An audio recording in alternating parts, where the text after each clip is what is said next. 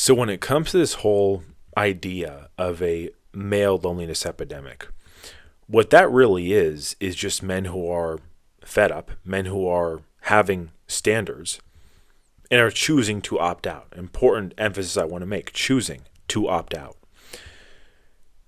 When they call this thing, this walkaway, a male loneliness epidemic, the notion that an overwhelming majority of men are going through a form of loneliness. I've said this many times in videos. There's a difference between being lonely, and in this case being single, but being alone. Those are two completely different things. So if someone is choosing to have their standards, and they are choosing to have discernment, that does not equate to being lonely. But the reason why I'm saying this and starting off the video with this is because earlier today I had received an email from a woman, and she was respectful in the email, but a woman who was older, and these are her words, who was saying that she disagreed with me in regards to something I had said with the female loneliness epidemic. And she was trying to convince me or tell me that women are overwhelmingly happier being single than men are, and are doing better being single than men are.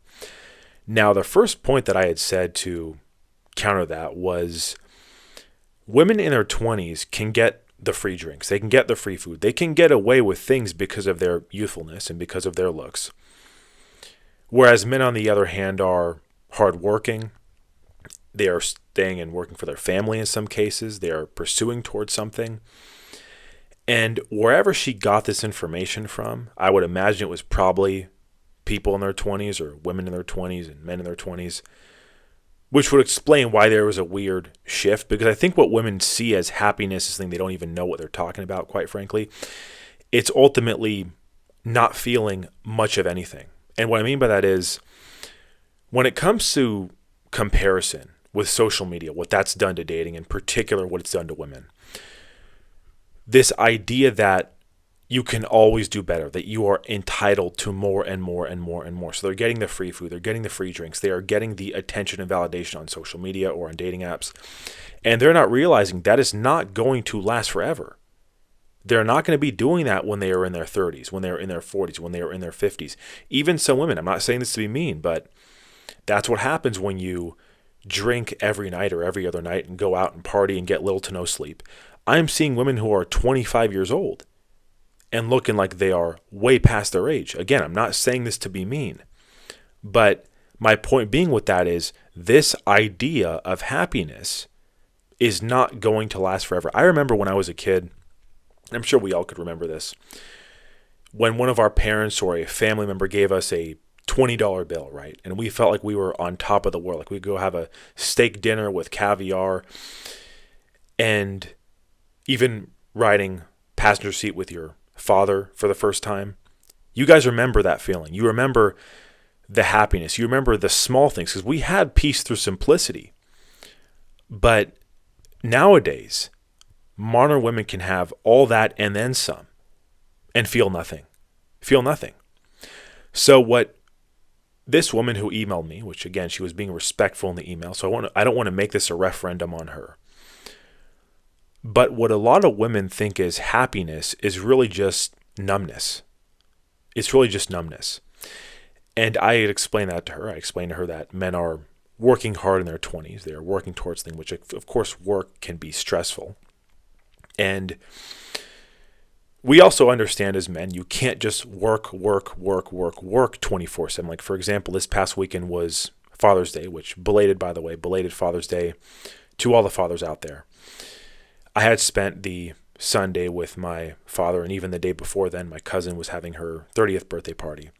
My point being with that is, you can't just work and hustle 24/7. We know that. Us as men know that, right? There has to be some form of balance. But the way I see a lot of modern women are, it is just fun 24/7. There is no balance. There's no understanding of hard work or appreciation for those kind of things. And they can have fun when they are in their early 20s, when quite frankly, this information was gathered from what the woman had sent me. And again, this is a recent email, so she might email me back with something different, but that's what I'm suspecting because I've seen stuff like this out there, and that quite frankly is what it's derived from. But that's ultimately what I've seen in many cases. And even when it comes to happiness, why you see a lot of women who are single, you have women who will be with a perfectly good man, and they will always think they can do better, or they will be convinced by their friends who really don't have their best interest, by the way, if they are saying something like this, trying to convince them that they can do better, that they're settling, that they shouldn't get married, that they shouldn't become a mother, that they should reject these things, which is ultimately why men are rejecting them. It's why men are rejecting them. And understand something, right? I saw a post earlier, and it really emphasized a big part of the things I've talked about and many men are talking about.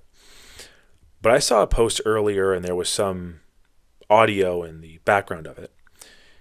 And it went like, whatever you choose to do in this life, let it bring you peace. It went something like that. And there was another part that was, life is far too short to live in constant tension. Now, with that,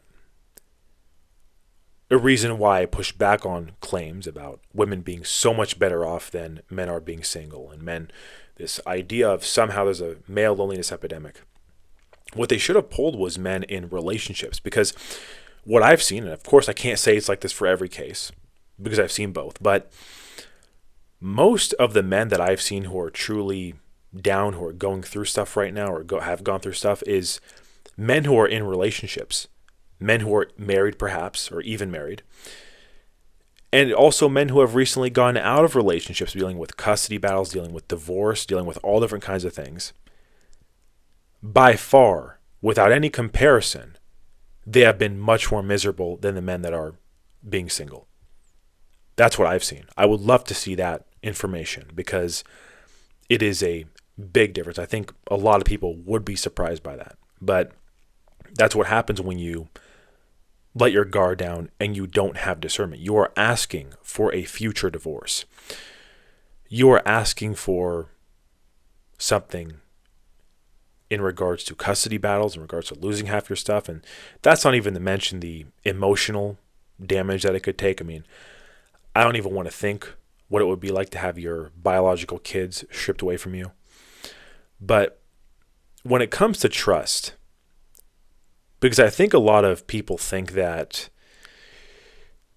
you should give people a chance in this kind of stuff. But when it comes to trust, when you have been burned, and you have been burned so many times, you are going to be much more careful. Some people have to learn the hard way. Perfect example, when I was younger, I think when I was around the age of 18, I remember I had gone with my entire family to visit an uncle of mine who is across the country.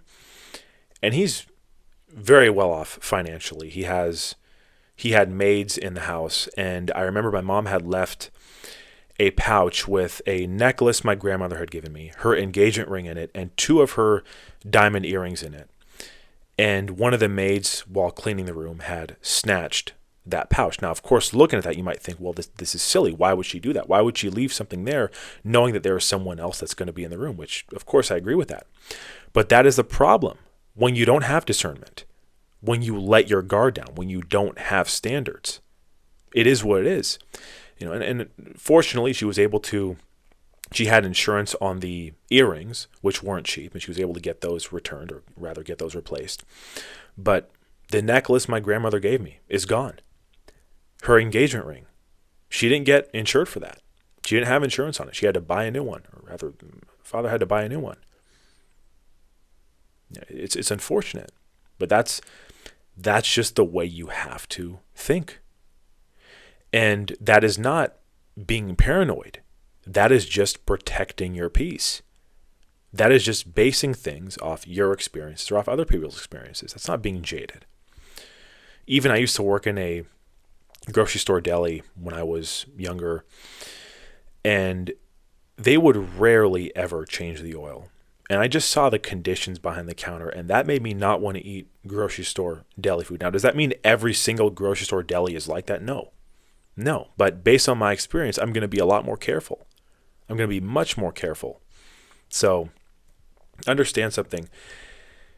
My point with this is if you do not want to play the game, you don't have to. And I think that's a big problem is a lot of the times men are shamed into playing the game. Like with these claims of male loneliness, these labels that I see put on men. Being shamed into playing the game. If you do not want to play the game, you do not have to. For example, when I was in school, I remember PE class, I didn't enjoy playing basketball. Maybe it's because I sucked at it, but I didn't enjoy playing basketball. During PE, I had the option to go to the weight room or jog or something like that. Half the people were probably in the weight room, a few of them playing soccer, a few of them playing basketball. But I didn't enjoy playing that game. Therefore, I did not play it. And that's a problem too I see where you have a lot of people who want to dilly-dally around this kind of stuff. And that's also why I'm against the whole casual thing between men and women. Because I've seen this firsthand where it'll be casual and you'll think no strings attached. When it's a woman who you don't know anything about her past, you didn't do any discerning, you just thought, oh, it'll be one night, whatever. And before you know it, she is accusing you of things. So rather than being an incel, now you're literally in a cell, perhaps, because I've seen it lead to very catastrophic things. And I don't want to see any man go through that. I don't want to see any man going through that. And that's why I'm so big on discernment. That's why I'm so big on having standards, which that's the thing too, is you can't shame men into not having standards. It is not going to work. And before I end this video, I want to make a point on something. Here in Washington, in Western Washington, we have a place that is known as the East Side, which is the Bellevue, Redmond area, Kirkland area, a lot of big tech and a lot of money in that area. And there are houses worth, I mean, the mean average cost of a home there is probably $2 million. I'm not exaggerating. And when you look at people who live in those areas, maybe some of them, sure, maybe some of them it was inheritance, maybe some of them bought the homes when they were cheaper, which even, to understand something too, even if a house was $300,000 or $400,000, back in the 90s, that was a lot of money. A $300,000 or $400,000 house in the 90s was not cheap. But the point I want to make with this is, I guarantee you, those men who are in those positions, who have those kind of homes, they didn't spend their time having fun nonstop, and certainly didn't waste it on women who are not worth wasting it on, or rather worth spending it on. That's not what they were doing. And that's regardless of how you feel about whether it was inherited, whether it was self-made, regardless of that. Because even if it was inherited, if they get with a woman and they don't have discernment and they waste their time with them, they could just divorce them and take half their stuff. They could lose those things that they worked hard for or their family worked hard for. That's what can happen if you don't have discernment or standards. So I'm not buying at this whole thing with the male loneliness epidemic. I simply think that it's just a label. And anyone who I've really seen use that label are people who just don't understand the issue, quite frankly. They just don't. They don't understand why men are opting out and walking away from certain things, which that really just comes down to having self-respect as well, which is a very important thing. I'm not going to reject those things just to be part of something that I don't agree with, because we've all seen this. We've all known the guy who is very loud and bragging, right, about having a girlfriend or about how many women they've been with. But if it's not going to lead to marriage, if that's a woman who you're going to have a bad falling out with, then what is there to brag about? You're basically bragging that you wasted months or years of your time focusing on your mission and purpose and something that's going to bring you further in life. That's all you're doing. That's not something to be proud of. I think that's a big misunderstanding of what masculinity is.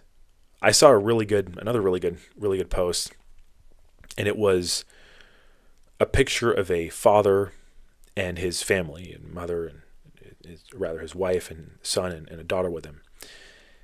And there was another picture next to it of a gentleman in a club with a bunch of women around and drinks. And you look at those two, and the one with the family, that's masculinity right there. But you think, which one is being celebrated, right? which one is being celebrated. I mean, again, before all this, we really just had peace or simplicity. It wasn't so much caring about what everyone else thinks and these labels. It wasn't all this kind of stuff. I mean, I can't even, just how fast time goes. And to touch on what I mentioned with the Father's Day stuff, talking to a gentleman who was in his late 80s who had lost his father at 21. Even the movies that I watched as a kid, I mean, those were over 20 years ago, movies like The Incredibles, movies like Bug's Life. Time goes fast, and you shouldn't waste it on women who are going to ultimately waste your future. That's what they're going to do. That's exactly what they're going to do. So, as always, guys, I appreciate you viewing the video. And to the woman who had emailed me, I respect whether you agree with what I'm saying or not. I think it's good to have your perspective, or rather a different perspective, even if you disagree with it. But to put it simple, I think there's a big misunderstanding of what is really going on. So, again, guys, I appreciate you for viewing the video. Hope you guys have a good one. Thank you.